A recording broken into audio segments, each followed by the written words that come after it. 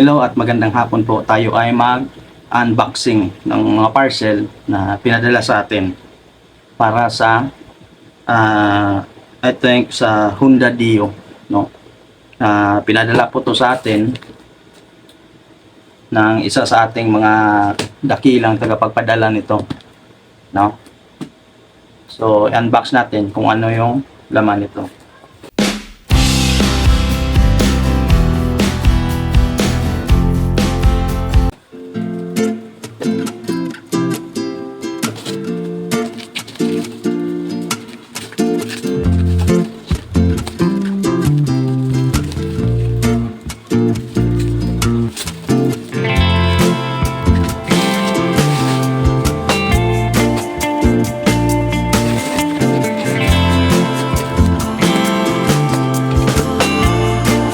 So, papakita ko sa inyo yung laman.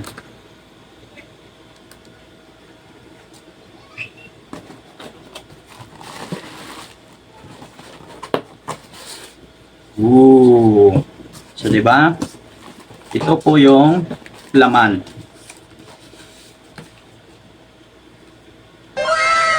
So, meron na tayong magagamit para sa ating gagawin na mga motor.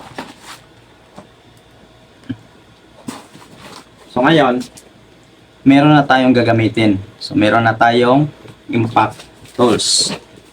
Sound check. Ano ba ito gamitin? Hindi natin alam.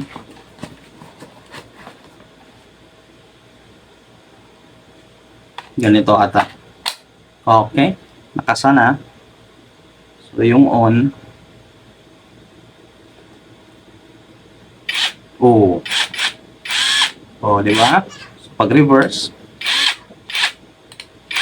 Oh. So, di ba? So, ito po yung ating.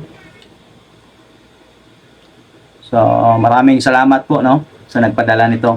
So, meron na tayong magagamit.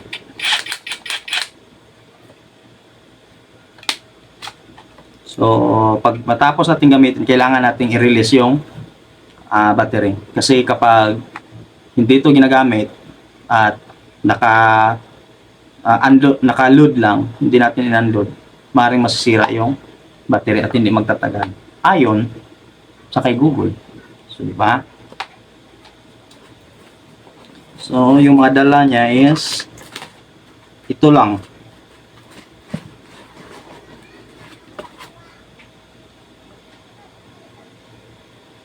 Socket wrench na 22mm. Ito lang yung dala niya.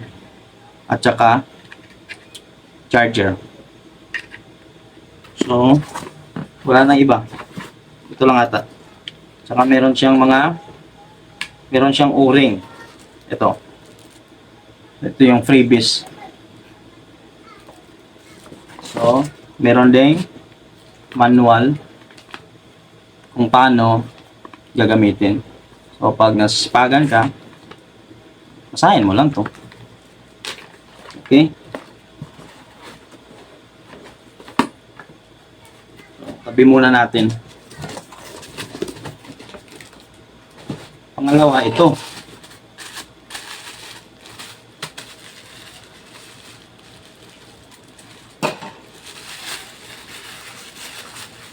Natin yung ano to.